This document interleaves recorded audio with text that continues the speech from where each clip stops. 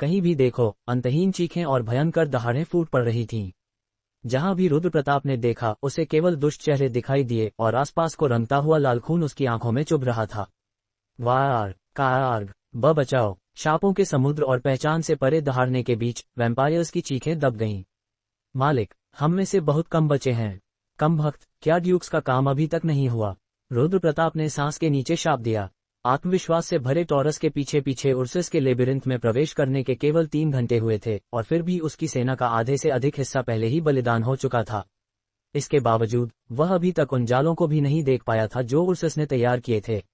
अकेली पहली झड़प ने ही उसकी सेना की सैन्य शक्ति को आधा कर दिया था। भले ही उसकी सेना वैम्पायर्स की एक अस्थायी सेना थी, फिर भी यह नुकसान दर्दनाक था।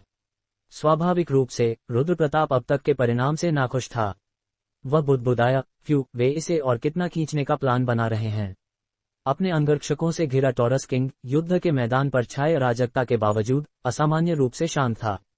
उर्सस ने एक छोटी ईटा हमला शुरू किया था, लेकिन ड्यूक के अंगरक्षकों ने उनके पास जाने से रोकने के लिए एक लोहे की दीवार बना ली थी, जिसके परिणामस्वरूप केवल आसपास की सेना का वध हुआ।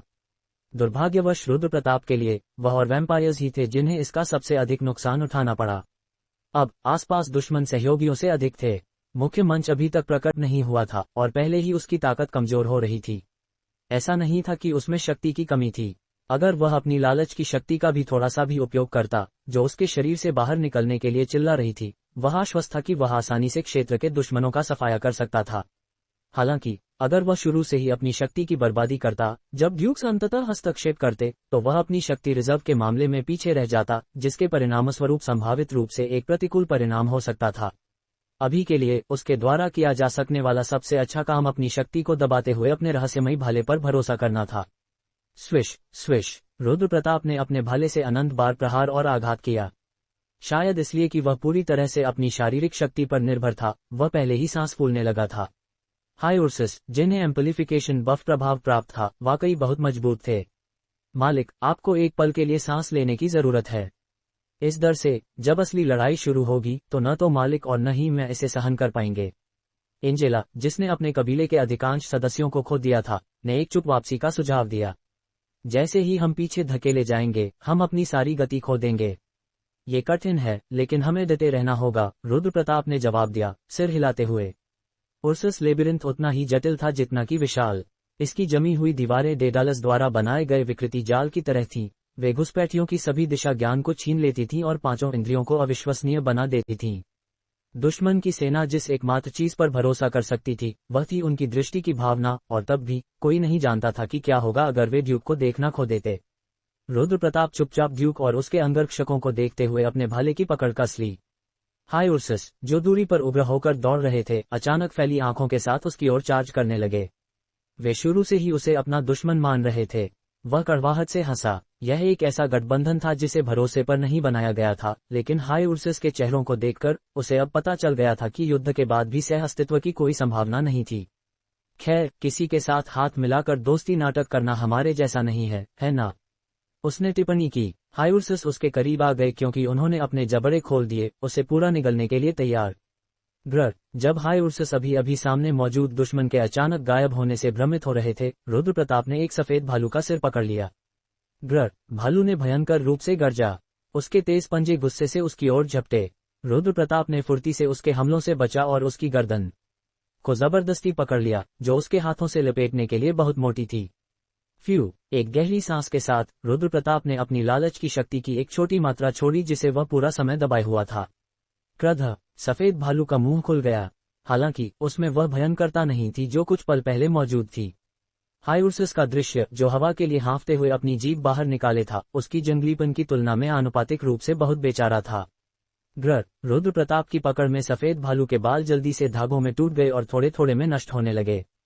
सफेद भालू का विशाल शरीर, जो पहले हथकरला और पेशीबद्ध था, एक हवा निकले गुब्बारे की तरह सिकुड़ गया और अंततः एक मुट्ठी भर राख में बदलकर बिना कोई निशान छोड़े गायब हो गया। रुद्र प्रताप ने समझाया। ये लालची लॉर्ड के लिए पर्याप्त जीवन ऊर्जा नहीं था, लेकिन अपने थके हुए शरीर को ठीक करने के लिए पर्याप्त था। उसने सांस ली क्योंकि उसने ऊर्जा को फिर से अपने शरीर में परिसंचरण शुरू होते महसूस किया। किनारे से उसे देखते हुए एंजेला ने एक हाई उर्सस को पकड़ा और उसके खून को चूसने लगी। जैसे ही उसका पीला रंग सामान्य हो गया, ऐसा लग रहा था कि उसने भी अपनी ओर की समस्याओं का समाधान कर लिया था। कुछ वैम्पायर्स ने उनका अनुसरण किया और घायल सफेद भालुओं के शरीरों से चिपक गए, उनके खून के लिए भूखे। हालांकि सभी वैम्पायर्स में रुद्र प्रताप और एंजेला जितनी संसाधनशीलता नहीं थी। उर्सिस की खाल झूठे वैम्पायर्स के दांतों के लिए बहुत मोटी थी। वार, ग्रर, विशाल बैल और सफेद भालू अभी भी एक दूसरे को मौत के लिए नोच और काट रहे थे। भले ही उनके आसपास उनके ही साथी गिर रहे थे, उनकी नजरें केवल सामने के दुश्मनों पर थीं। रुद्र प्रताप भी पूरी तरह से युद्ध के प्रवाह में घुल गया। समय की उसकी भावना धुंधली होने लगी। उसे केवल अपने रहस्यमयी भाले की नोक के यांत्रिक आंदोलन ही महत्वपूर्ण लग रहा था। अन्य सभी इंद्रियां चल रही लड़ाई में धीरे धीरे धुंधली होने लगीं। ऐसा था मानो वह एक पूर्ण अवस्था में फंस गया हो। जहां ऊर्जा थी वहां गुंगनिर ने इसे चूस लिया, और जहां दुश्मन था वहां गुंगनिर ने उन्हें मार दिया।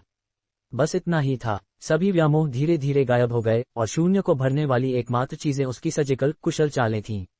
दूर से देखते हुए टॉरस किंग ने हल्के ढंग से खुद से कहा, आखिरकार अजेय कमांडर की लड़ने की विधि डीप फ्लो पर दुर्लभ थी।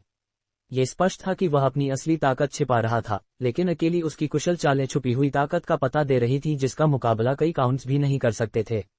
अगर सफेद भालुओं ने हस्तक्षेप नहीं किया होता तो ये बदसलूकत में बदल सकता था, टॉरस किंग ने टिप्पणी की। उसका दिल, जो हर बार जब वह किसी मजबूत दुश्मन से मिलता था तो जंगली तरीके से धड़कता था, अपने अंदर जोर शोर से चिल्ला रहा था। हालांकि उसने जंगली तरीके से सांस छोड़कर अपनी लड़ाई की भावना पर लगाम लगा दी। उसके लिए उसका प्रतिद्वंद्वी एक परेशान करने वाला था, लेकिन बस इतना ही था। उसके प्रतिद्वंद्वी ने पहले सेटल्स को हराया था, लेकिन टॉरस किंग ने एक अर्ध ड्यूक को भी मान्यता नहीं दी थी जो अपनी पूरी शक्ति का प्रयोग नहीं कर सका था। भले ही अर्ध ड्यूक को किसी तरह हराया गया हो, उसे नहीं लगा कि सेटल्स का प्रतिद्वंद्वी उसके लिए कोई मैच था। उसका केवल एक सच्चा शत्रु था, उर्सस। अजेय कमांडर को घेरे हुए हाई उर्सस को देखकर टॉरस किंग ने सिर हिलाया। ऐसा लग रहा था कि उसका जमीनी दुश्मन भी अपना पूरा जोर लगाने में रुचि नहीं रखता था। ऐसा लग रहा था मानो मुख्य उद्देश्य अजेय कमांडर की शक्ति को समाप्त करना था, बजाय उसे उसी समय पर हराने के। नहीं, यह संभव था कि वे दुष्ट सफेद भालू चाहते थे कि टॉरस और अजेय कमांडर एक दूसरे के खिलाफ भिड़ जाएं। अपने धूर्त दुश्मन का चेहरा याद करते हुए ड्यूक ने युद्ध के मैदान पर नजर दौड़ाई। उसका सिर, जो छत को छूने के लिए काफी ऊंचा था, घूमा जैसे वह स्थिति का आकलन कर रहा था। पूरे गलियारे को भरने वाली लड़ाई स्वयं अराजकता थी। उन्होंने लड़ाई जारी रहने के रूप में एक काफी बड़े खुले क्षेत्र पर कब्जा कर लिया था, लेकिन सक्रिय रूप से लड़ाई में शामिल होने वाली सेना की संख्या मौजूदा सभी सेना का एकमात्र अंश थी। फिर भी उर्सस खुले मैदान से जुड़े दर्जनों गलियारों से बाहर निकलते रहे, जिसके परिणामस्वरूप हर जगह भयंकर लड़ाइयां हो रही थीं। तस्क, हालांकि हाई उर्सस काफी अलग दिख रहे थे, उनकी संख्या बहुत कम थी। भले ही वे विशिष्ट थे, वे अंत में सफेद भालू योद्धा ही थे। ऐसा लग रहा था कि सफेद भालुओं का शातिर राजा अभी तक कोई निर्णय नहीं ले पाया था। हालांकि तुम वह नहीं हो जो इस लड़ाई के प्रवाह का निर्धारण करेगा। न तो अजेय कमांडर और न ही उर्सस निर्णायक युद्ध का समय तय करेंगे। क्रैश! विशाल लेबिरिंथ एक तीव्र गरज से कांप गया। उर्ग! समय पका हुआ था। ड्यूक, जो अचानक हुई गरज और कंपन से हैरान हुए सफेद भालुओं के भावों को देख रहा था, ने एक गहरी सांस ली और पुकारा, संपूर्ण सेना। शक्तिशाली ड्यूक की दहाड़ ने अभी अभी हुई गरज से मिलती जुलती थी, युद्ध के मैदान पर चीखों को दबा दिया। आगे बढ़ो! अचानक झटका और कंपन का अनुभव करते हुए रुद्र प्रताप को होश आया।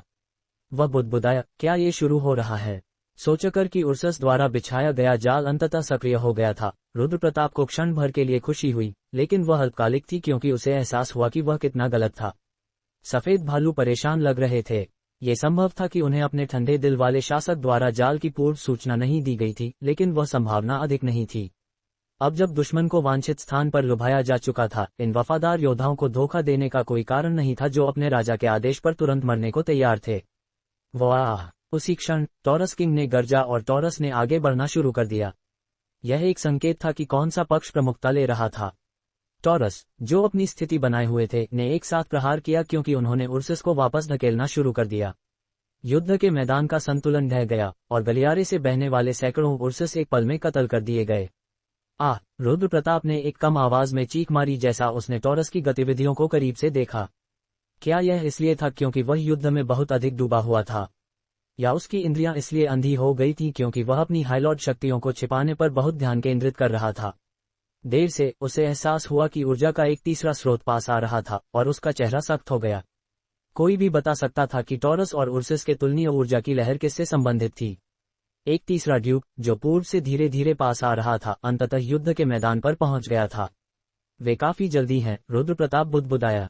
उसने रिक्शाशा और अन्य अंडर एल्व्स को वापस भेज दिया था, जो युद्ध के मैदान पर रहने के लिए बहुत कमजोर थे। अपने निर्णय के कारण वह उस स्थिति से अनजान था जो लेबिरिंथ के बाहर घट रही थी। अब से वाकई उसकी कोई और पसंद नहीं थी सिवाय खुद पर भरोसा करने और अंधा होकर आगे बढ़ने के। सांस लेते हुए रुद्र प्रताप ने एंजेला को बुलाया। वह अपने कुछ बचे हुए कबीले के सदस्यों को टॉरस की उन्नति में फंसने से बचाने की पूरी कोशिश कर रही थी। उसने कहा, हम भी उनका पीछा करेंगे। जैसे जैसे टॉरस की उन्नति को गति मिली, अंगरक्षकों की गतिविधियां और अधिक फुर्तीली हो गईं। अपनी नजर से उनकी गतिविधि का पता लगाते हुए रुद्र प्रताप ने जल्दी से एंजेला और अपने बाकी सहयोगियों को इकट्ठा किया और आगे बढ़ना शुरू कर दिया। तैयार किए गए कार्ड में से एक सक्रिय हो गया था। उर्सस द्वारा तैयार किए गए कई अन्य जाल बाकी थे, लेकिन टॉरस के पहले कदम रखने के बाद उर्सस बहुत देर तक बैठकर इंतजार करने वाले नहीं थे। उस समय से यह एक असली लड़ाई होने वाली थी। पहले से ही लालच की शक्ति को रिलीज होने के लिए कोहराम मच रहा था। उथल पुथल भरी गति का आकलन करते हुए ऐसा लग रहा था कि तीसरे ड्यूक ने दीवारों को तोड़ा और प्रवेश द्वार को छोड़कर जबरदस्ती लेबिरिंथ में प्रवेश किया। रुद्र प्रताप को निश्चित नहीं था कि चट्टान जैसी मजबूत जमी हुई दीवारों को कैसे तोड़ा गया था, लेकिन यह निश्चित रूप से एक अप्रत्याशित कदम था। अचानक हुए हमले से हैरान उर्सस को निष्क्रिय स्थिति बनाए रखने के अलावा कोई चारा नहीं था, क्योंकि वे पीछे से होने वाले संभावित फ्लैंक हमले को लेकर बहुत चिंतित थे। स्वाभाविक रूप से अग्रिम पंक्तियां तुरंत लेबिरिंथ के केंद्र में धकेल दी गईं। इस डर से टॉरस और तीसरे ड्यूक की योजना का सफल होना केवल समय का विषय था। लेकिन जो लोग लेबिरिंथ में इकट्ठे हुए थे, वे जानते थे कि उर्सस अपना लेबिरिंथ इतनी आसानी से नहीं छोड़ने वाले थे। मानो उनके संदेह की पुष्टि करते हुए उर्सस द्वारा तैयार किया गया जाल सक्रिय हो गया। लाल किला। रुद्र प्रताप सबसे पहले था जिसने महसूस किया जब कुछ ऐसा जो सारी दुर्भावना के बीच छिपा हुआ था खुद को प्रकट करने लगा। उसने भयंकर ऊर्जा की एक लहर महसूस की जिसने अचानक युद्ध के मैदान के बढ़े हुए तनाव के माध्यम से खुद को जबरदस्ती दिखा दिया, और जल्द ही उसे एहसास हुआ कि यह वह जाल था जो उर्सस ने तैयार किया था। लेकिन वह कुछ भी नहीं कर सकता था। जब तक उसने इस अजीबोगरीब को महसूस किया तब तक बहुत देर हो चुकी थी। इससे बचो, वह चिल्लाया। विस्फोट क्षणिक था और आपातकालीन स्थिति के कारण उसे अपनी हाईलॉर्ड की शक्ति छोड़ने पर मजबूर होना पड़ा जिसे वह पूरा समय दबाए हुए था। बूम, चमक, गरज और झटकों ने उसके चारों ओर की दुनिया को हिला दिया, क्योंकि भयंकर गर्मी जो ऐसी लग रही थी मानो वह उसके शरीर को पिघला देगी, सब कुछ सफेद कर दिया। तारांकन तारांकन तारांकन। ड्रैगन सम्राट इस अभियान से खुश नहीं था। अपनी मंजिल को छोड़ना हमेशा एक खतरनाक काम था, यहाँ तक कि उस जैसे शक्तिशाली ड्यूक के लिए भी, और ये तथ्य कि 9वीं मंजिल पर ऐसे राक्षस मौजूद थे जो उससे कम शक्तिशाली नहीं थे, ने उसे और भी हिचकिचाहट से भर दिया। यहाँ तक कि निडर और बहादुर ड्रैगन कबीले के वंशज भी उसे रोकने की कोशिश कर रहे थे। लेकिन अंत में उसे जाना पड़ा। उसे पता भी नहीं चला कि कब उसकी नजरें उस विशेष रूप से चमकते हुए सुनहरे ड्रैगन पर पड़ी जो 3000 अन्य ड्रैगन्स के समुद्र के बीच में था। शेष बचे हुए कुछ गोल्डन ड्रैगन का अंतिम वंशज, राजकुमार जो 10,000 ड्रैगन्स के शिखर पर खड़ा होगा, उसका अपना बेटा वहां था। एक दुर्लभ, भारी सांस लेकर ड्रैगन सम्राट ने अपने वंशज को गर्व से देखना जारी रखा, हालांकि अंदर से परेशान था। वह उसका बेटा था, लेकिन उसके बेटे का खून अब शुद्ध नहीं था और उसमें कोई स्पिरिट और दृढ़ता नहीं थी। एकमात्र चीज जो उसने विरासत में पाई थी वह उसका बाहरी स्वरूप था, और यह वही अर्ध खून वाला ड्रैगन था जो इस सब का कारण था। अगर उस शरारती और टेहागा न होता तो ड्रैगन सम्राट के पास उस शांत आदमी की इच्छाओं का पालन करने का कोई कारण नहीं होता। लेकिन उसके पास कोई विकल्प नहीं था। केवल गोल्डन ड्रैगन के वंशज ही हजारों ड्रैगन्स का नेतृत्व करने की क्षमता रखते थे, और भले ही वह अर्धखून था और टेहागा फिर भी निस्संदेह एक कीमती प्राणी था जिसने गोल्डन ड्रैगन का खून विरासत में पाया था। भले ही इस निर्णय से उसके अपने कबीले के कई सदस्यों की जान चली जाती, उसे उस कड़ी को तोड़ने से बचना था जो ड्रैगन को एक के रूप में जोड़ने की एकमात्र कुंजी थी। कबीले की ताकत बहुत थी, लेकिन एक शक्तिशाली ड्रैगन के वंशज होने के बावजूद अंडरवर्ल्ड की भयंकरता को कम नहीं आंकना चाहिए था। ड्रैगून्स तैयार हैं। ड्रैगन्स ने उस पोर्टल के माध्यम से गुजरा जिसे ब्लैक मर्चेंट्स ने उनके लिए जल्दबाजी में तैयार किया था, अपनी तैयारियां पूरी की और रिपोर्ट दी। सभी ड्रैगून्स उत्तर की ओर आगे बढ़ें। ड्रैगन सम्राट ने धीरे से लेकिन दृढ़ता से आदेश दिया। 1000 ड्रैगन्स एक साथ आगे बढ़ने लगे।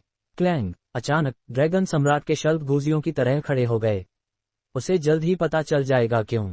ग्वार। उसका शरीर अनजाने में ऊर्जा की एक शक्तिशाली लहर की प्रतिक्रिया कर रहा था, जो इतनी दूरी से विकीर्ण हो रही थी कि वह ये भी अनुमान नहीं लगा सकता था कि स्रोत कितनी दूर था। क्या? तारांकन तारांकन तारांकन। जबकि वह नागा अंडों की रखवाली कर रही थी, मोरिगन जमीन पर जम गई। सिर्फ मोरिगन ही ऐसी प्रतिक्रिया नहीं कर रही थी। बाल्जार्क ऊब के मारे अपना सिर जमीन पर लुढ़का रहा था और हाइमडल अपनी मोटी चोंच से अपने पंखों को चुभो रहा था, लेकिन वे दोनों भी जम गए। मालिक के साथ संपर्क टूट गया है। समन्स, जो केवल अपने मालिक की सेवा करने के लिए जीते थे, उन्होंने रुद्र प्रताप के साथ अपना संवाद खो दिया था। शायद वे सतह पर चले गए, बाल्जार्क ने हिचकिचाते हुए शुरुआत की। मॉरिगन ने उसके वाक्य को पूरा होने से पहले ही सिर हिलाया और कहा, नहीं, यह अलग है।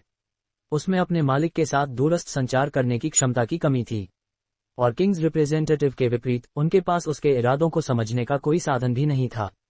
लेकिन फिर भी वे हमेशा अपने मालिक के अस्तित्व को सूक्ष्म रूप से महसूस करने में सक्षम थे। लेकिन अब यहाँ तक कि वह उपस्थिति की भावना भी पूरी तरह से गायब हो गई थी। वह सूक्ष्म एहसास जो उसे हमेशा अपने सीने के कोने में महसूस होता था जब उसका मालिक सतह पर जाता था, वह भी गायब हो गया था। यह एक भयानक एहसास था, मानो उसकी दुनिया ध्वस्त हो गई हो, मानो उसके शरीर के कुछ हिस्से गायब हो गए हों, उसे अपने अंदर एक अवर्णनीय खालीपन छोड़ते हुए। मॉरिगन को याद आया कि अंतिम बार उसने ऐसा कब महसूस किया था, जब उसने अपने वन आइड लॉर्ड को खोया था। महान लॉर्ड और उसके पुराने मालिक को उसने ठीक वैसा ही महसूस किया था। ओह नहीं, नहीं, फिर से नहीं। मॉरिगन, जो आमतौर पर बहुत घमंडी और ढीठ थी, ने नुकसान की भयावह भावना से कांप गई।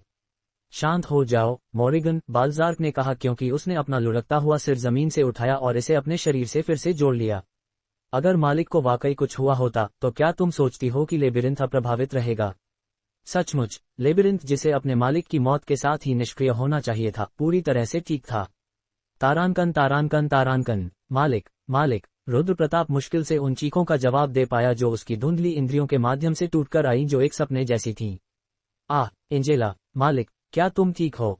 एंजेला ने पूछा। रुद्र प्रताप ने कितनी भी बार पलकें झपकाया, वह केवल घने अंधकार देख सकता था। वास्तविकता का कोई एहसास नहीं था, क्योंकि वह कुछ भी नहीं देख सकता था, जिसने उसे उसकी स्वप्न जैसी स्थिति में और अधिक भ्रमित कर दिया। उस अंधेरे से एंजेला के शहद रंग के बाल और पीला चेहरा अचानक प्रकट हुआ। हम कहाँ हैं? रुद्र प्रताप ने पूछा। ऐसा नहीं था कि उसने होश खो दिया था, लेकिन किसी कारणवश उसकी याददाश्त धुंधली थी। ये बैकफ्लो है, एंजेला ने जवाब दिया।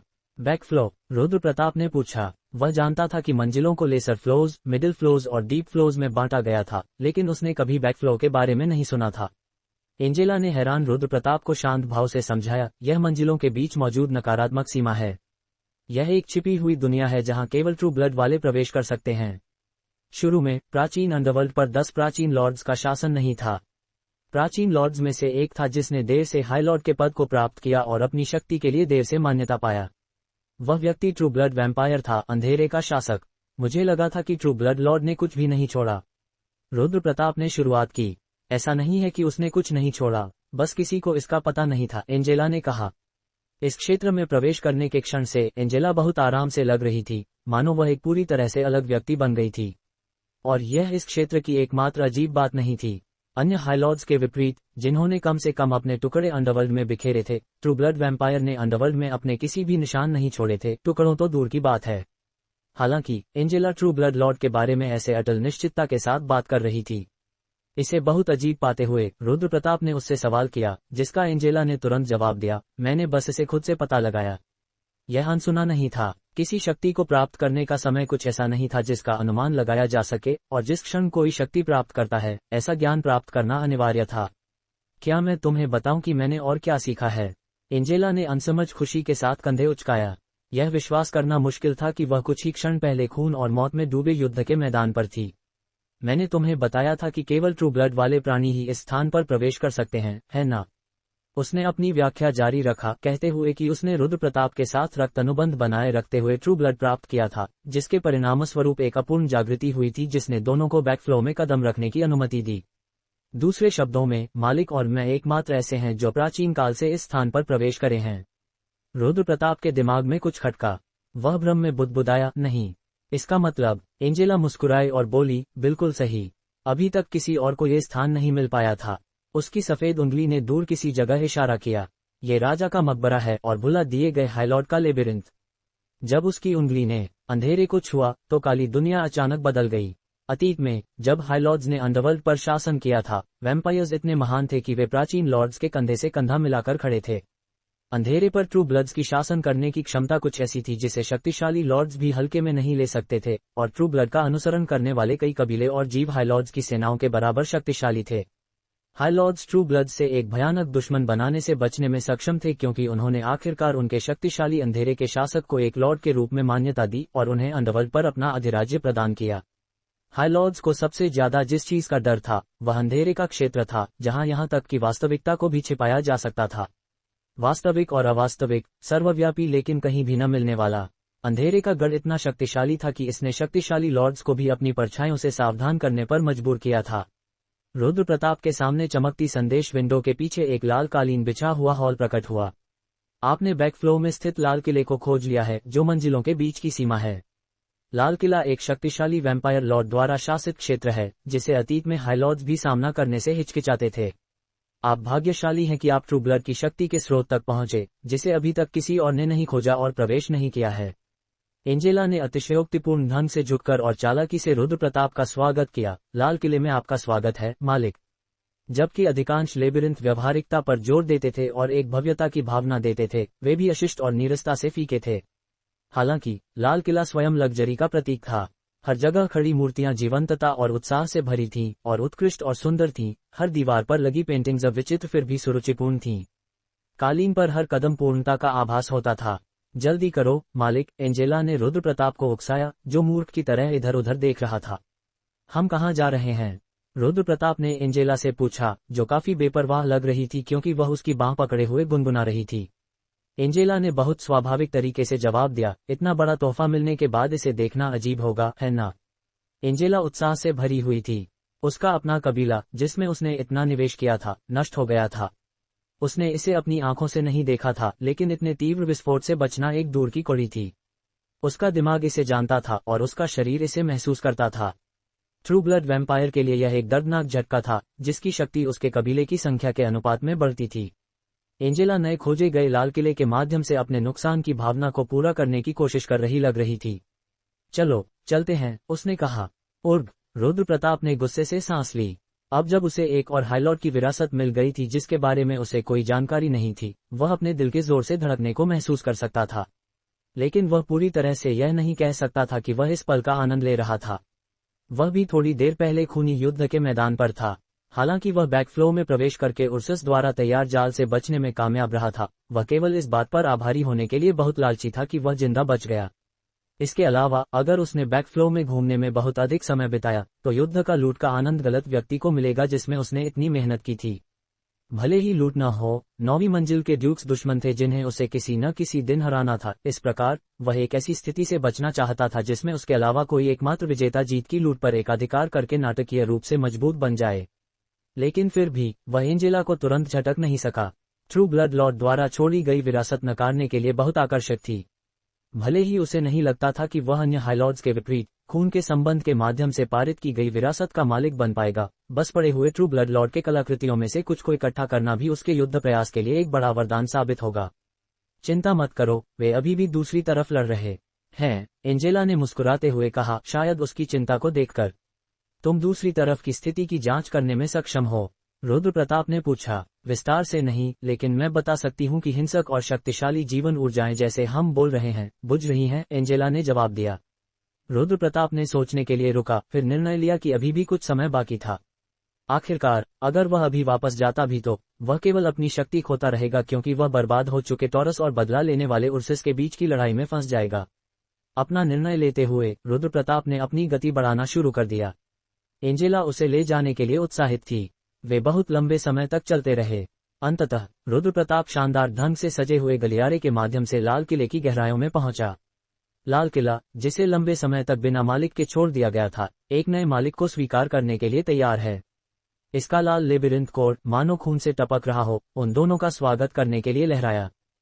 Thump thump thump thump. अतिक्रमणकारी को भी नहीं मिला, जो कई वर्षों तक वापस चला गया था। वह प्राचीन विरासत फिर से सक्रिय हो गई थी। लाल किले पर शासन करने वाला कोड ब्लड सोर्स अनुनाद करता है। उत्कीर्णन एनग्रेविंग शुरू हो गया है। ये पूरी तरह से एक अनपेक्षित सौभाग्य था।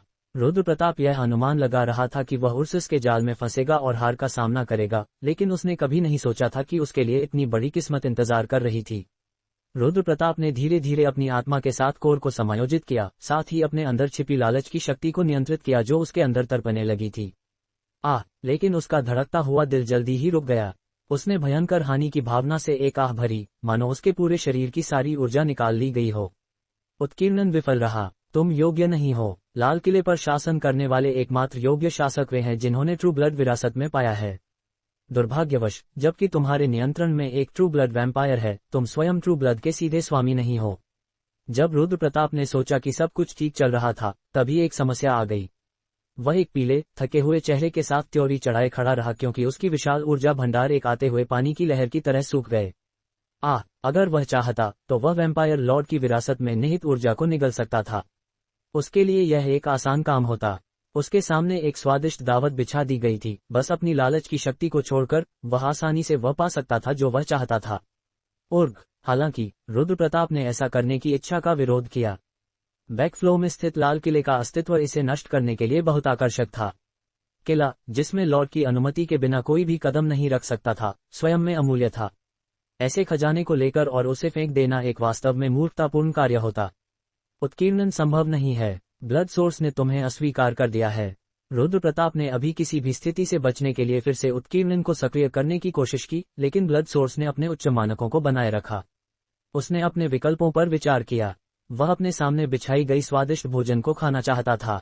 इसका स्वाद, सुगंध और स्वाद, इसके बारे में सब कुछ, वह इनमें से कुछ भी नहीं छोड़ना चाहता था। लेकिन चीजें उसके लिए अच्छी नहीं चल रही थीं।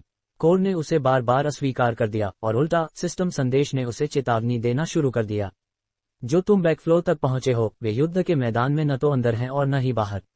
हालांकि अगर तुम बैकफ्लो के क्षेत्र में रहना जारी रखा तो तुम युद्ध के मैदान से पूरी तरह से अलग हो जाओगे। अगर तुम युद्ध के मैदान से अलग हो गए तो तुम्हारी अजेय उपाधि खो जाएगी। उपाधि खोने के लिए 29 मिनट और 48 सेकंड शेष हैं। कम भक्त, रुद्र प्रताप ने शाप दिया। एक अनपेक्षित समय सीमा थी। उसने जल्दबाजी में एंजेला से पूछा, क्या इस क्षेत्र में फिर से प्रवेश करने का कोई तरीका है? मुझे लगता है कि यह मुश्किल होगा। हम बस संयोगवश एक संकट के बीच में प्रवेश कर गए, इसलिए मुझे सटीक रूप से नहीं पता कि हम यहाँ कैसे आए, एंजेला ने जवाब दिया। रुद्र प्रताप ने अंत में पूछा, और उसका अनुमान सही था। ये सौभाग्य से था कि वह भयंकर विस्फोट में अपनी जान बचाने में कामयाब रहा था। वह बुदबुदाया, लगता है अगली बार वापस आना मुश्किल होगा। अगर वह आज यहाँ कोई भी प्राचीन अवशेष प्राप्त करने में विफल रहा, तो वह कभी नहीं जानता कि भविष्य में उसे फिर से ऐसा मौका मिलेगा या नहीं। उसने बार बार विचार किया, लेकिन वह किसी निष्कर्ष पर नहीं पहुंच पाया। तुम्हें जल्दी से युद्ध के मैदान पर लौटना होगा। ऐसा करने में विफलता के परिणामस्वरूप तुम्हारे रिकॉर्ड पर अनादर और धब्बा लगेगा, और तुम्हें पीछे हटने वाला के रूप में दर्ज किया जा सकता है। उपाधि खोने के लिए 18 मिनट और 22 सेकंड शेष हैं। घटते हुए टाइमर को देखते हुए रुद्र प्रताप और भी गहरे विचार में डूब गया। तारांकन तारांकन तारांकन। उर्सस का लेबिरिंथ, जो भयावह विस्फोट से बह गया था, पूरी तरह से खंडहर में था। हालांकि विस्फोट से निकली भयंकर लपटें और झटके भी इस युद्ध को समाप्त नहीं कर सके। ग्वार, उन खंडहरों से जहां आग अभी तक बुझी नहीं थी, घायल टॉरस अपने जले हुए शरीरों के बावजूद हाई उर्सस से लड़ते रहे। उनके सींग टूटे हुए थे और उनके शरीर लपटों से झुलस गए थे, लेकिन वे पीछे हटने को तैयार नहीं थे। दुर्भाग्यवश स्थिति टॉरस के लिए बहुत प्रतिकूल थी ताकि वे केवल युद्ध से इसे पार कर सकें। हालांकि वे पूरी तरह से नष्ट होने से बच गए थे, टॉरस की सेना ने उस एकल विस्फोट में अपनी आधी ताकत खो दी थी। टॉरस ओब्रेस को, जो बहादुरी से लेबिरिंथ की गहराइयों में गए थे, भारी नुकसान हुआ था, और यह उर्सस के गुस्से को पार करने के लिए बहुत था, जो इस क्षण का इंतजार कर रहे थे ताकि वे बदला ले सकें। स्थिति और भी बदतर हो गई, यहाँ तक कि ड्यूक को भी अप्रत्याशित रूप से अपनी अधिकांश शक्ति का उपभोग करने के लिए मजबूर होना पड़ा। यह एक कष्टदायक निर्णय था, लेकिन कोई और रास्ता नहीं था। अगर उसने कार्य नहीं किया होता तो टॉरस सभी विस्फोट से बह गए होते और अपने अंत का सामना करना पड़ता। वे कमीने, हमने विस्फोट में बड़ी संख्या में सैनिकों को खो दिया। अंगरक्षकों के कप्तान, जिसका सींग पूरी तरह से पिघल गया था, चिल्लाया। उसने बार बार जोर देकर कहा कि उनके पास अभी भी बढ़त थी और दूसरी तरफ की स्थिति कोई बेहतर नहीं थी, जिन्होंने पहले ही 10,000 से अधिक हाई उर्सस को खो दिया था। यह अपेक्षित था साहसी टॉरस ओब्रेस से, जो उसकी सेना के सबसे वीर योद्धा थे। ड्यूक ने कप्तान के बयान का समर्थन किया। हम पीछे नहीं हट रहे। हम उन सफेद भालुओं का आज ही यही समापन करेंगे। वो अपने मालिक की विजय की इच्छा से प्रेरित होकर टॉरस ने एक साथ दहाड़ मारी। हम एक ही वाक्य के साथ ड्यूक अपनी सेना का मनोबल बहाल करने में कामयाब रहा, जो उर्सस के जाल में गिरने के बाद काफी कम हो गया था। हालांकि जैसे ही उसने देखा, ड्यूक अभी भी बेचैन दिख रहा था। अजय कमांडर कहीं नहीं दिख रहा था और ड्यूक को निश्चित नहीं था कि वह विस्फोट से बह गया था या नहीं। यह उसकी उपाधि से मिलने वाले एम्पलीफिकेशन बफ प्रभावों के कारण था कि उसकी सेना अपने दुश्मन की भूमि पर समान स्तर पर लड़ने में सक्षम थी। लेकिन अब अजेय कमांडर बिना किसी निशान के पूरी तरह से गायब हो गया था, और दुश्मन के एम्पलीफिकेशन बफ, जिसके प्रभाव को उसने अभी तक महसूस नहीं किया था, उसकी सेना पर भारी पड़ने लगे थे। अभी के लिए वे अभी भी अपना सामना करने में सक्षम थे, लेकिन जैसे जैसे समय बीतता, दुश्मन धीरे धीरे अपनी ताकत हासिल करेंगे जबकि उनकी अपनी सेनाएं थक जाएंगी। यह एक विशाल संकट था, और यह उस एकमात्र समस्या नहीं थी जिसका वह सामना कर रहा था। सबसे बड़ी समस्या ये थी कि वह ये नहीं समझ पा रहा था कि उस लेबिरिंथ की शक्ति का क्या हुआ था जिसके साथ उसने पूर्व से गठबंधन किया था। वह गठबंधन के बारे में विशेष रूप से चिंतित नहीं था, बजाय इसके उसने गुप्त रूप से उम्मीद की थी कि उसके सहयोगी उसकी अपनी सेना की तुलना में अधिक नुकसान उठाएंगे। एक तरह से उसके अपने सहयोगी दुश्मन से अधिक खतरनाक थे, क्योंकि शक्ति का संतुलन पूरी तरह से बदल गया था। अगर संभव होता तो यह बहुत अच्छा होता अगर उसके सहयोगियों को भी इसी स्तर का नुकसान हुआ होता, लेकिन ऐसा लग रहा था कि यह अत्यधिक असंभव था। जब तक उर्सस वाकई पागल नहीं थे, वे अपने ही गढ़ को पूरी तरह से उड़ाने पर विचार नहीं करते, जिसका मतलब था कि विस्फोट का दायरा और उसका नुकसान लेबिरिंथ के प्रवेश द्वार के आसपास तक सीमित था, जहां अधिकांश टॉरस थे। अंत में इसका मतलब था कि केवल टॉरस ही विनाश का शिकार हुए थे। लेकिन मैं इस तरह पीछे नहीं हट सकता, ड्यूक बुदबुदाया। स्थिति अनुकूल नहीं थी, लेकिन टॉरस किंग के पीछे हटने का कोई इरादा नहीं था। उस जैसे भयंकर जानवर कभी भी घायल शिकार को जाने नहीं देने के लिए जाने नहीं जाते थे। बस दुर्भाग्य से इस बार वह और टॉरस ही घायल शिकार थे।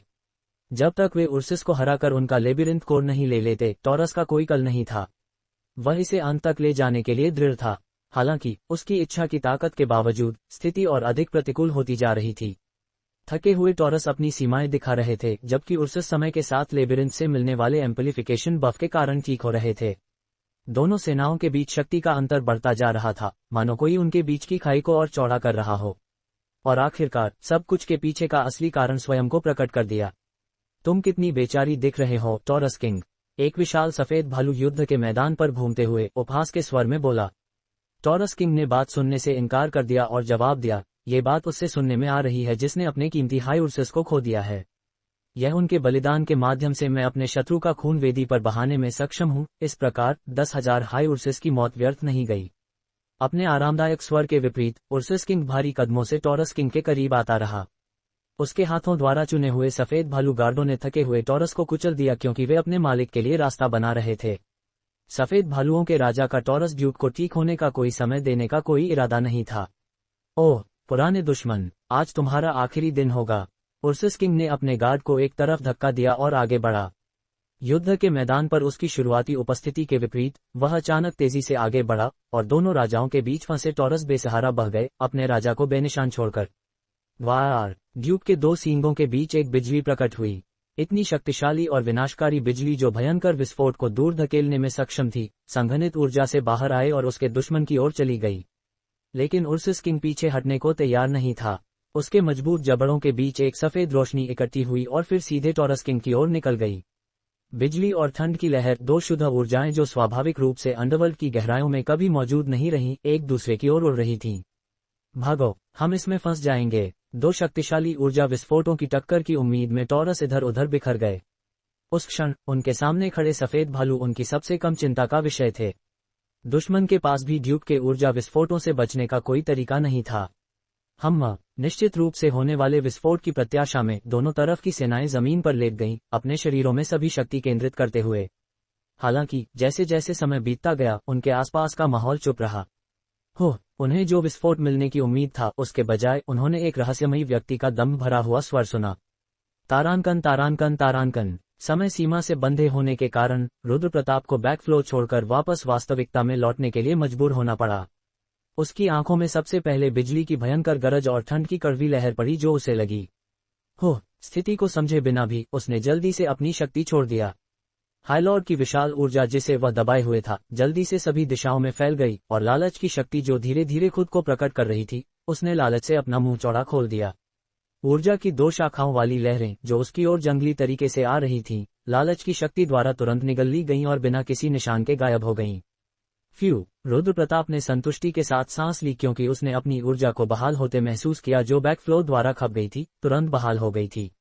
लेकिन जल्दी ही उसने दो ड्यूक्स को देखा जो हैरान अभिव्यक्ति के साथ उसे देख रहे थे। वे इस तथ्य से दंग लग रहे थे कि उनकी शक्तिशाली ऊर्जा विस्फोट अचानक बिना किसी निशान के गायब हो गए थे।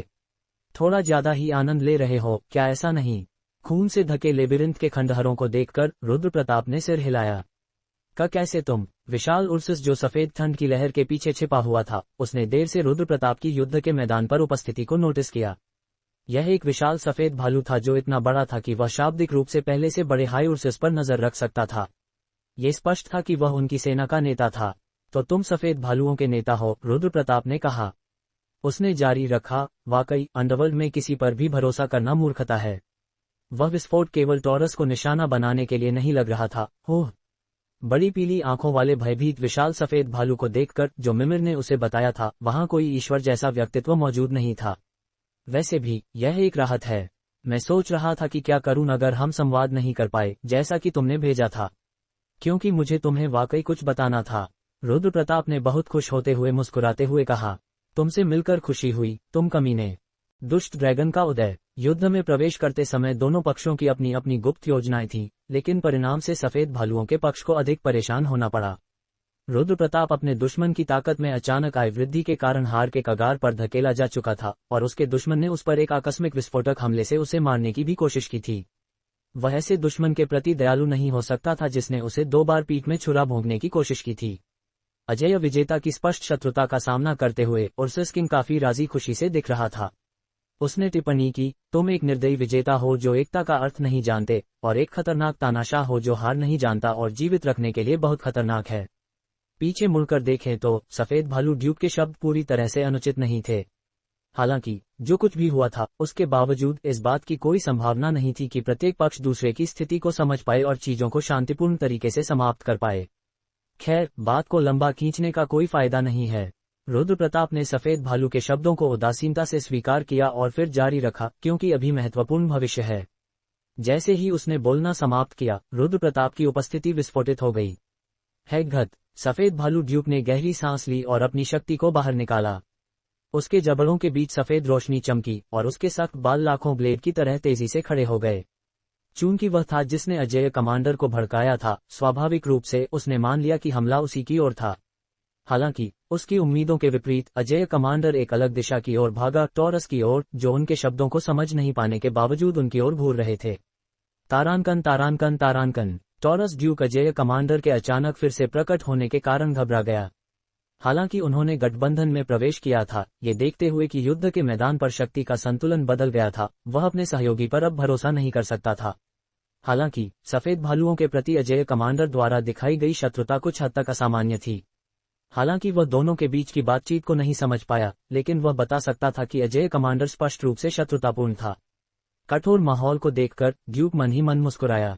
अभी के लिए ऐसा लग रहा था कि उर्सस किंग के पास उसके बारे में सोचने का कोई समय नहीं था। हालांकि ये दुख की बात थी कि उसके धूर्त सहयोगी ने एक ऐसी शक्ति छिपाई थी जो उसने उम्मीद की थी। वह पहले से ही संतुष्ट था कि उसने अपनी शक्ति को फिर से बहाल करने के लिए पर्याप्त समय खरीद लिया था। लेकिन उसकी खुशी ज्यादा देर तक नहीं रही, क्योंकि उसने अजेय कमांडर को देखा, जिसके बारे में उसने सोचा था कि वह पहले सफेद भालुओं से निपटेगा, इसके बजाय उसकी ओर भागा। क्या? टॉरस किंग परेशान हो गया, लेकिन वह बिना किसी कारण के ड्यूक नहीं था। उसने एक पल में अपने शरीर को तना और अपने पूर्व सहयोगी से टकराने के लिए तैयार हो गया। क्रैश! उसके 2 सींगों के बीच एक विस्फोट हुआ और नीली बिजली की चमक प्रकट हुई। वे जल्दी से बिजली के कवच में बदल गए जिसने उसके पूरे शरीर को ढांप लिया। तारानकन तारानकन तारानकन। रुद्र प्रताप ने अपना चेहरा त्योरा दिया जब उसने चमकती हुई बिजलियों से घिरे हुए पेशीबद्ध दिग्गज को देखा।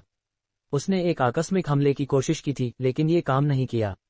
ड्यूक ने एक पल में युद्ध के लिए तैयारी कर ली थी और बिजली के कवच में कोई कमजोरी नजर नहीं आ रही थी। हालांकि वह धीमा नहीं पड़ा या पीछे नहीं हटा।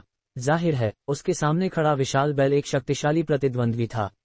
वह शक्ति जो उसने डीप फ्लो पर लंबे समय तक शासन करते हुए जमा की होगी, उसका मजाक नहीं उड़ाया जा सकता था, और उसके पास एक ऐसी अभूतपूर्व मात्रा में शक्ति थी जिसे किसी भी संख्या में काउंट्स द्वारा पार नहीं किया जा सकता था।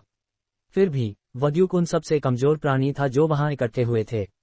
वह उर्सस के जाल में फंस गया था और पहले ही एक बार अपनी शक्ति खो चुका था, और युद्ध के परिणामस्वरूप ड्यूक को अपनी पूरी शक्ति का उपयोग करने में पहले से ही कठिनाई हो रही थी। स्वाभाविक रूप से रुद्र प्रताप का इरादा था कि वह पहले सबसे कमजोर प्रतिद्वंद्वी से निपटे, जो ड्यूक के लिए दुर्भाग्यपूर्ण था।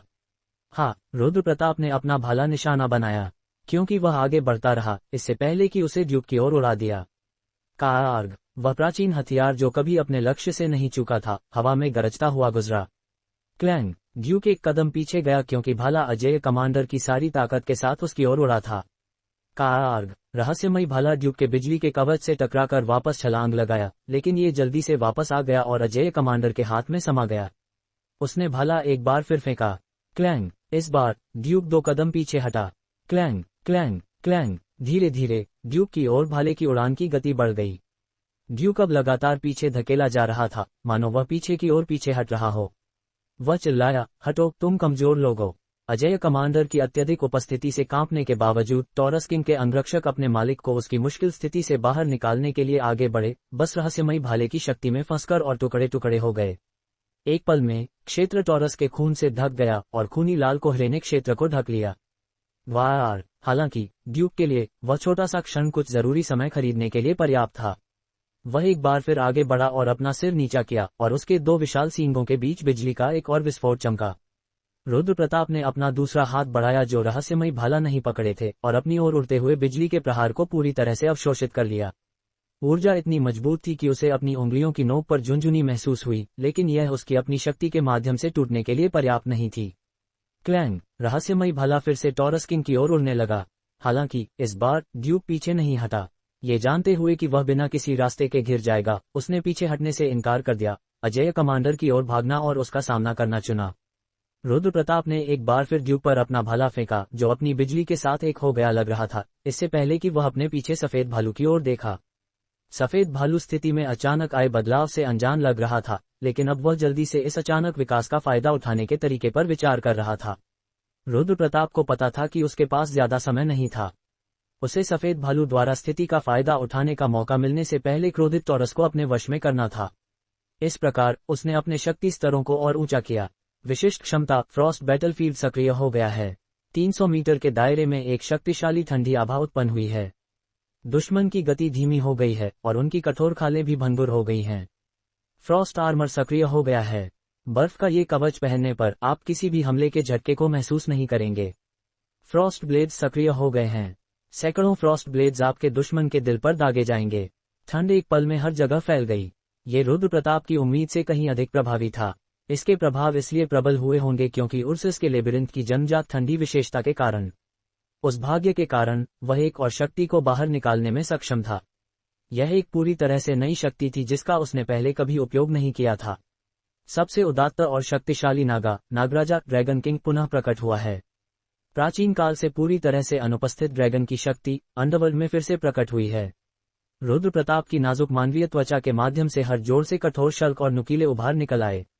अंडरवर्ल्ड के राक्षसों की तुलना में रुद्र प्रताप के कंधे बहुत चौड़े हो गए और उसकी बाहें और टांगें बहुत लंबी हो गईं। जबकि उसकी आंखों का स्तर कुछ ही क्षण पहले टॉरस की जांघों तक पहुंचता था, अब टॉरस उससे नीचे थे। नागराजा की शक्ति को आकर्षित करते हुए रुद्र प्रताप ड्राकन जैसा कुछ बन गया था। एक लंबे थूथने की कमी के अलावा केवल अपने नए स्वरूप से वह ड्राकन्स का एक दूर का रिश्तेदार लग रहा था। हालांकि भले ही उसका स्वरूप बदल गया हो, उसका परिवर्तन अभी पूरा नहीं हुआ था। आपके द्वारा अब तक अवशोषित ऊर्जा एक पूर्ण गड़बड़ी में मिल गई है। नागा कबीले के अभिभावक ड्रैगन किंग की शक्ति अशुद्धियों द्वारा क्षरण होना शुरू हो गया है। ये कुछ ऐसा है जिसकी अंडरवर्ल्ड के रहस्यों ने भी उम्मीद नहीं की थी। यह क्या बकवास है। रुद्र प्रताप ने अपना चेहरा त्योरा दिया क्योंकि उसने ड्रैगन किंग की शक्ति को बेकाबू होते हुए महसूस किया, जिसे वह अपने ट्रम्प कार्ड के रूप में बचा कर रखा था। अचानक उसके बढ़े हुए शल्कों के बीच एक काला धब्बा प्रकट हुआ और एक पल में यह उसके पूरे शरीर में फैल गया। पाप की राक्षस सेना का सर्वभक्षी आक्रोश, लालच के स्वामी का सब कुछ निगल जाने का लालच, फेरी लॉर्ड का निस्संकोच ऐश्वर्य, वन आइड लॉर्ड द्वारा समझी गई सच्चाई। आपके द्वारा अब तक अवशोषित सभी शक्तियां एक के रूप में अनुनाद करना शुरू कर दी हैं।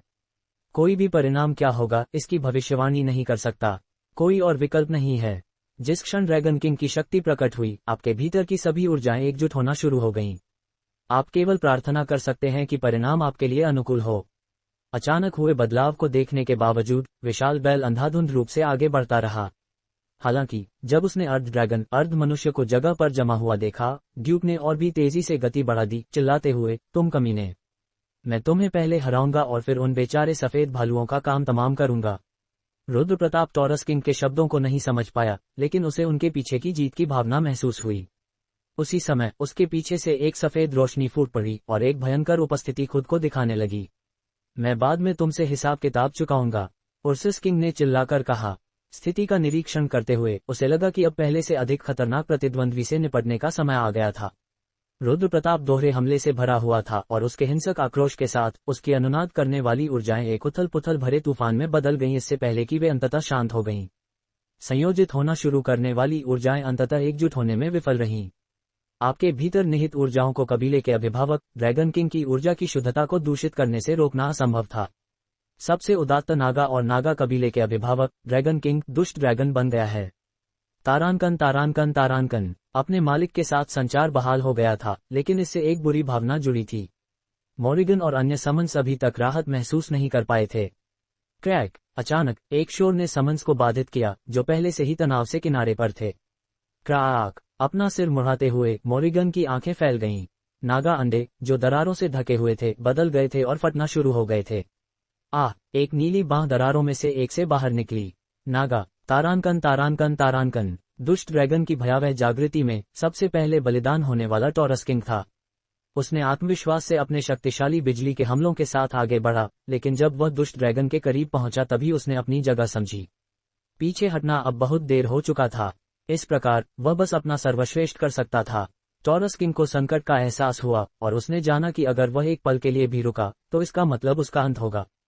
सौभाग्य से सफेद भालू किंग, जिसने पापी राक्षस के पीछे की धमकी को महसूस किया, भी इसकी ओर जंगली तरीके से भाग रहा था। हालांकि टॉरस किंग के लिए अपना गार्ड ढीला देना बहुत जल्दी था। कुर्ग! जीवन में पहले कभी महसूस नहीं की गई एक भयंकर पीड़ा को महसूस करते हुए ड्यूक को नहीं पता था कि क्या हो रहा था। वह निश्चित था कि उसने अजेय कमांडर पर अपने बिजली के हमले से प्रहार किया था, लेकिन दर्द वह क्यों महसूस कर रहा था? उसने हिंसक रूप से सांस छोड़ी क्योंकि उसकी छाती में ऐसा दर्द हो रहा था मानो वह टूटने वाली थी। कुछ बदल गया था। वह निश्चित था कि वह बिजली के कवच द्वारा सुरक्षित था। हालांकि वह जो देख सका वह ये था कि उसका शरीर पूरी तरह से खुला और असुरक्षित था। उसकी पीली खाल बाहर निकल रही थी। उसके ऊपर उसने एक घृणित प्राणी देखा जो एक जोंक जैसा दिख रहा था, जो उसकी मोटी छाती की मांसपेशियों को फाड़ रहा था। कार्ग! ड्यूक ने चीख मारी जब उसने अपनी ऊर्जा को धीरे धीरे खत्म होते हुए महसूस किया, क्योंकि दुष्ट ड्रैगन उसकी खोपड़ी में और गहराता गया। रुद्र प्रताप को अपने शरीर को शक्ति से भरते हुए महसूस किया। यह ऊर्जा की एक ऐसी अभूतपूर्व मात्रा थी जिसका उसने पहले कभी अनुभव नहीं किया था। हालांकि उस भयानक संतुष्टि की भावना से भी बड़ा एक भयंकर प्यास थी जो ऐसा महसूस हो रही थी मानो ये कभी पूरी तरह से नहीं बुझ सकती। Thump thump thump thump. उसके सामने एक स्पंदन करता हुआ दिल था। हिचकिचाहट एक ऐसी विलासिता थी जो वह बर्दाश्त नहीं कर सकता था। मानो किसी चीज का वशीभूत होकर उसने दिल में दांत गड़ा और इसे फाड़ दिया। निडर टॉरस का शासक एलिटोस, बिजली का ड्यूक, डीप फ्लो का एक सच्चा शासक है। उसके पास मौजूद बिजली की शक्ति एक अत्यधिक विनाशकारी शक्ति है। बिजली का स्वादिष्ट स्वाद लालची दुष्ट ड्रैगन के लिए एक उत्तम भोजन है। तुम अब एलिटोस, बिजली के ड्यूक के दिल का सेवन करोगे। उसकी आंखों को भरने वाले संदेश इस समय महत्वपूर्ण नहीं थे। एक ऐसी प्यास से प्रेरित होकर जो कितना भी खून पीने पर नहीं गई थी, रुद्र प्रताप ने अंधाधुंध रूप से अपना सिर दिल में और गहराई तक धकेल दिया। टॉरस के शासक, बिजली के ड्यूक की आभा शुद्ध ऊर्जा का क्रिस्टल थी। लालच की शक्ति ने उसके दिल से उस विशाल ऊर्जा को अवशोषित कर लिया है, जिसने तुरंत 100% संतृप्ति स्तर को पार कर लिया है, और इसका स्तर बढ़ गया है। लालच की शक्ति ग्रेड 2, लालच की शक्ति ग्रेड 3 बन गई है। लालच की शक्ति ग्रेड 3 तक पहुंच गई है और विशिष्ट क्षमता परभक्षण, प्रेडेशन, ग्लटनी बन गई है। सभी जीवित प्राणियों को निगलने की इच्छा रखने वाले एक सच्चे परभक्षी की शक्ति अब एक अतृप्त राक्षस है। ग्लटनी की शक्ति जुड़ गई है। लालच की शक्ति के पास अब और भी अधिक शक्तिशाली शिकार को पचाने की क्षमता है। अगर कुछ शर्तें पूरी हुई तो यह उस दुर्जय दुश्मन को भी अवशोषित करने में सक्षम हो सकती है जिससे सामान्यतः निपटा नहीं जा सकता था। इस अतृप्त और अंतहीन लालच का सामना करने वाला कोई भी प्रतिद्वंद्वी स्वचालित रूप से जम जाएगा और उसकी आत्मा दब जाएगी। तुम्हारा प्रतिद्वंद्वी इस भारी लालच के आगे घुटने टेक सकता है और अपना दिल एक भेंट के रूप में दे सकता है। अपने प्रतिद्वंद्वी का दिल निगलना एक उत्कृष्ट विकल्प रहा। हालांकि दूसरों की नज़र में ये क्रूर लग सकता है, लेकिन तुम्हारे लिए यह एक अत्यधिक प्रभावी परिणाम है। तुम्हारे शिकार की क्षमताएं पूरी तरह से अवशोषित हो गई हैं। तुम्हें डीप फ्लो के सच्चे शासकों को ही दी जाने वाली एक छिपी हुई शक्ति की महान जागृति प्राप्त हुई है। थंडर ब्रेथ एक विनाशकारी क्षमता है जो बिजली की ऊर्जा का उपयोग करती है। थंडर ब्रेथ का उपयोग अब महत्वपूर्ण मात्रा में ऊर्जा खर्च करके किया जा सकता है। लालच की शक्ति एक ग्रेड बढ़ गया था और रुद्र प्रताप को ग्लटनी की शक्ति प्राप्त हुई थी। इसके अलावा रुद्रपति केवल ड्यूक्स को दी जाने वाली एक विशिष्ट क्षमता प्राप्त करने में सक्षम रहा था। ये सभी बड़ी प्राप्तियां थीं। हालांकि उसे अभी भी जरा भी खुशी महसूस नहीं हो रहा था। उसने एक अविश्वसनीय मात्रा में शक्तिशाली ऊर्जा अवशोषित करने के बावजूद वह अभी भी भूखा था और वह अपने भीतर जल रही प्यास को शांत करने के लिए इधर उधर देखने लगा। अपनी आंखों के कोने से उसने एक विशाल सफेद भालू देखा जिसके पास ऊर्जा का भंडार बिजली के ड्यूब के बराबर था जिसे उसने अभी अभी अवशोषित किया था। तारांकन तारांकन तारांकन। अपने शत्रु टॉरस किंग के अजेय कमांडर द्वारा हारने तक उर्सस किंग खुशी से भरा हुआ था। वह अपने शत्रु को हारते और उसकी जमी हुई नफरत खत्म होते देखकर खुश था और लूट के लिए खुशी मना रहा था जो जल्द ही उसके हाथ आने वाली थी। हालांकि वह खुशी अल्पकालिक थी। उसे जल्द ही पता चल गया कि कुछ गलत था। वह बस यह नहीं जानता था कि क्या था। ऐसा लग रहा था मानो बीज जो उसने अपनी सुरक्षा के रूप में बोया था सबसे बुरे संभव तरीके से अंकुरित हो गए थे। वह अंकुर जल्दी से एक विशाल मांसाहारी पौधे में बदल गया था और अब उसके लिए खतरा बन गया था। Crunch crunch. हड्डियों और मांस कुचलने की आवाज हवा में गूंजी। यह एक आवाज थी जो ड्यूक ने हमेशा अंडरवर्ल्ड भर में सुनी थी, जहां ये कुत्ते खाते कुत्ते की दुनिया थी। लेकिन अभी वह आवाज और कुछ नहीं बल्कि भयावह थी। वह खुद को नियंत्रित नहीं कर पा रहा था और पागलों की तरह कांप रहा था। अपने शत्रु को एक भयंकर राक्षस के सामने कराहते हुए मरते देखना एक बुरा सपना जैसा था। अपने शत्रु को राक्षस के जबड़ों से छुटकारा पाने के लिए जी तोड़ प्रयास करते देखकर उर्सस किंग को जीवन में पहली बार वीर में सिहरन महसूस हुई। कोर्ग। हालांकि वह हमेशा के लिए वहां जमा नहीं रह सकता था। दुर्भाग्यवश वह भयानक राक्षस उसी के महल और गढ़ में स्थित था और अगर वह इसे बाहर निकाल नहीं पाया तो परिणाम तय था, चाहे उसका लेबिरिंथ कोड छीन लिया जाए या उसे राक्षस द्वारा निगल लिया जाए। इस प्रकार उसने खुद को ऐसी जगह ले जाने पर मजबूर किया जहां राक्षस उसे नहीं देख सकता था। जबकि राक्षस अपने भोजन पर ध्यान केंद्रित कर रहा था, उर्सस किंग ने जल्दी से एक मौका खोजने की कोशिश की। इसके विपरीत हालांकि वह योजना केवल उसकी गर्दन में फंदा और कसती गई। एक ऐसी दुनिया में जहां सब कुछ पूरी तरह से स्थिर था और कोई भी हलचल दिखाई नहीं दे रही थी, उसके द्वारा किए गए किसी भी छोटे से हलचल से आसानी से पता चल जाता था। ड्यूक के शरीर को खा रहे राक्षस ने एक कराह के साथ उर्सस किंग की ओर देखा। जैसे ही उनकी नजरें मिली, राक्षस ने अपने भयानक जबड़े खोले और जोर से हंसा। तारांकन तारांकन तारांकन। उर्सस किंग ने अपना सर्वश्रेष्ठ प्रयास किया। अनुभवी सफेद भालू ने जरूरत पड़ने पर अपने सहयोगियों के पीछे छिपने में हिचकिचाहट नहीं दिखाई और विभिन्न जालों और अपनी शक्तियों का उपयोग करते हुए दुष्ट ड्रैगन को बाहर निकालने की कोशिश की। हालांकि अंत में उसके सभी प्रयासों ने उसे मात्र कुछ सेकंड खरीदे। उसे अंततः अपनी छाती में बने बड़े छेद के माध्यम से अपना धड़कता हुआ दिल देखने के लिए मजबूर होना पड़ा। मैंने एक पागल राक्षस को जगा दिया। जैसे ही वह अपनी अंतिम यादों को याद कर रहा था, उसके ठोर से खून टपक रहा था।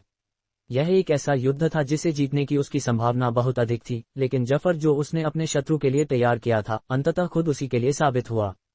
ड्यूक ने अपनी मूर्खता पर विचार किया। वह धीरे धीरे एक ऐसी कमजोरी का एहसास करते हुए मर गया जिसे उसने जीवन में कभी महसूस नहीं किया था और अंत में ही इसे महसूस किया। बुद्धिमान सफेद भालुओं का राजा विंटर ड्यूक बराबेस ड्यूक एलिटोस के खिलाफ लंबे समय तक लड़ा था। उसके पास मौजूद बर्फ की शक्ति एलिटोस की बिजली की शक्ति से कमजोर नहीं है। बराबेस और एलिटोस लंबे समय से एक दूसरे से लड़ने वाले शत्रु रहे हैं। हालांकि यह उनकी इच्छा के अनुसार नहीं गया, लेकिन उनकी लंबी लड़ाई के बीच बनी नफरत की जंजीरों को तोड़ने का तुम्हारा कार्य निस्संदेह महान है। शक्तिशाली ड्यूक्स पर तुम्हारी जीत पर सभी चमत्कृत हैं। सबसे गहरी मंजिल के शासक, जिन्होंने तुम्हारे अस्तित्व के बारे में कभी नहीं जाना था, तुम में रुचि दिखाना शुरू कर रहे हैं। उनमें से कुछ तुम पर निगरानी रखेंगे और तुम पर नजर रखेंगे। आमतौर पर रुद्र प्रताप उन संदेशों से चौंक गया होता जिनमें कहा गया था कि उसने डीपेस्ट फ्लो के कुलीनों का ध्यान आकर्षित किया था। हालांकि वह अभी भी भूखा था और अपने होश में आने में असमर्थ था। अभी उसे सिर्फ एक चीज ही चला रही थी, उसकी भूख। हालांकि जब दोनों ड्यूक ढह गए तो बस टॉरस और उर्सस की लाशें बाकी थीं जिन्होंने अपने अपने मालिकों के साथ अपना भाग्य साझा किया था। दृश्य में कोई और नहीं था जो उसकी भूख को शांत कर सके। स्वाभाविक रूप से वह शिकार की तलाश में चल पड़ा जो उसकी भूख को संतुष्ट करने में सक्षम होगा। यहाँ जहाँ केवल मौत बाकी थी, उसके विपरीत पूर्व में लेबिरिंथ में एक सेना थी जो अभी भी जीवंतता से भरी हुई थी। तारांकन तारांकन तारांकन। भले ही युद्ध के बाद बहुत समय बीत चुका था, रुद्र प्रताप अभी भी दुष्ट ड्रैगन के रूप में था। नहीं, समय के साथ वह एक और भी अधिक भयानक राक्षस बनता जा रहा था। ड्राकन से मिलती जुलती आखिरी समानताएं भी फीकी पड़ गई थीं। अब वह पूरी तरह से पहचान से परे था और दो ड्यूक्स की ऊर्जाएं जिन्हें उसने अभी पूरी तरह से पचा नहीं था, उसके चारों ओर घूम रही थीं। सफेद और नीली ऊर्जाएं उसके शरीर से बाहर निकल रही थीं। थोड़ी देर तक भटकने के बाद अचानक उसे होश आया। यह क्या? एक पल के लिए उसने पूरी तरह से भूल गया कि वह कहाँ था या वह क्या करने जा रहा था। उसने देर से स्थिति को समझा, लेकिन उसका दिमाग केवल उस छोटे से पल के लिए लौटा था। उसकी आंखों में तनाव आखिरकार ढीला पड़ा, लेकिन जब वह लंबे समय तक उसी जगह खड़ा रहा तो वह फिर से गहरी सांस लेने लगा और चलना शुरू कर दिया। भले ही उसने दो शक्तिशाली ड्यूक्स को निगल लिया था, उसकी भूख और अंतहीन लालच ने उसे पूरी तरह से निगल लिया था। अपनी गर्दन को कठोरता से तानकर वह उस मोई जैसा दिख रहा था जो दुर्भावना से भरा हुआ था। रुद्र प्रताप संघर्ष करता हुआ खुद को शांत करने के लिए उद्देश्यहीन ढंग से इधर उधर घूम रहा था। अचानक उसने ऊर्जा का एक कमजोर स्रोत महसूस किया जिसने उसे अपने रास्ते से हटा दिया। उसने एक पल के लिए सोचा, जो तीव्र ऊर्जा उसने महसूस की थी वह जीवन शक्ति से भरी थी और यह संभवतः उसकी भूख को शांत कर सकती थी। हालांकि ये बहुत दूर स्थित थी, जबकि जीवन शक्ति का नया स्रोत जिसे उसने अभी अभी पता लगाया था कमजोर होने के बावजूद पास ही था। थोड़ी देर तक इस पर सोचने के बाद जल्द ही उसने महसूस किया कि ऊर्जा का कमजोर स्रोत उसके पास आ रहा था और उसने अपने मुख्य भोजन से पहले एक एपेटाइजर स्वादिष्ट व्यंजन का आनंद लेने का फैसला किया। थोड़ी देर बाद जीवन शक्ति का छोटा स्रोत जिसका वह इंतजार कर रहा था उसकी आंखों के सामने प्रकट हो गया। उसने अपनी गर्दन को ताना और धीरे से अपना मुंह खोला। वह एक राक्षस था जिसने निडर माने जाने वाले सफेद भालुओं को भी डरा दिया था और उसकी हत्या की इच्छा धीरे धीरे बढ़ रही थी। हालांकि जीवन शक्ति के छोटे स्रोत के मालिक ने डर का कोई संकेत दिए बिना उसकी ओर एक कदम आगे बढ़ाया। मालिक रुद्र प्रताप के भयानक जबड़े जो उसके सामने खड़े जीव को चबाने के लिए तैयार थे तुरंत जम गए। मालिक जागो, तारांकन तारांकन तारांकन। भूख, प्यास। रुद्र प्रताप की चेतना में एक छोटी सी लहर पैदा हुई जहां केवल एक ही भावना का वर्चस्व था। उसने अपनी कठोर शल्कों के नीचे अपने अंदर एक अजीब चुभने वाली भावना महसूस की, लेकिन उसे यह पसंद नहीं आया। हालांकि एक लहर बस एक लहर थी, यहाँ तक कि वह भी तुरंत उसकी भूख और प्यास द्वारा निगल ली गई, क्योंकि उसने एक बार फिर से अपना सिर उठाया और यह बिना किसी निशान के गायब हो गई। अगर वह इस छोटे जीव को निगल जाता तो क्या वह बेहतर महसूस करता? वह भूख से मर रहा था, इसलिए उसने अपनी गर्दन आगे बढ़ाई, लेकिन वह और आगे नहीं जा सका। ऐसा लग रहा था कि कुछ छूट रहा था और वह भ्रमित और दर्द महसूस करने लगा। उसे पता था कि वह अपनी भूख को शांत कर सकता था और उसे बस तब अपना मुंह बंद करना था। भले ही उसकी भूख वापस आती, वह निश्चित था कि जो कुछ भी उसके सामने था वह उसे कुछ समय के लिए संतुष्ट रखेगा, लेकिन अपने जबड़ों को बंद करने के लिए कितना भी प्रयास करे वह ऐसा नहीं कर सका। उद्धरण चिन्ह ... विस्मयादिबोधक चिन्ह उद्धरण चिन्ह। उसके कान बजने लगे। वह लहर जिसे वह चला गया समझ रहा था अभी भी उसके भीतर थी। इसके विपरीत यह एक और भी बड़ी लहर बन गई और इसने उसे हिलाना शुरू कर दिया। वे लहरें अंततः लहरों में बदल गईं और फिर भंवरों में। एक समय केवल उसकी भूख के वर्चस्व में रही उसकी चेतना आखिरकार जागने लगी और उसे देर से अपने मन में गहराई दबी भावनाओं के टुकड़ों को समझने में सक्षम हुआ। लालसा, खुशी, दुख, उद्धरण चिन्ह ... एक आशंका की भावना धीरे धीरे एक बिंदु से उसमें प्रवेश कर रही थी और यह उसके पूरे शरीर में फैलने लगी। हवा की तरह गरजती और उसके कानों में मंडराती आवाज आखिरकार एक सुसंगत आवाज बनने लगी। और जिस क्षण उसने वह आवाज सुनी उसका दिमाग लौट आया। मालिक, उसके सामने आंसुओं से भरा चेहरा था, उसकी प्यारी नागा नौकरानी का चेहरा था। 2 मिनट, रुद्र प्रताप ने धीरे से कहा। मालिक, जिस प्राणी पर तुम सबसे ज्यादा भरोसा करते हो उसने अपने अंधे प्रेम और वफादारी के साथ दुष्ट ड्रैगन के आवरण को तोड़ दिया है और तुम्हारी चेतना तक पहुंच गई है। नागराजा की शुद्धता जो विरोधाभासों, इच्छाओं, ऐश्वर्य और जुनून से दूषित हो गई थी, बहाल कर दी गई है।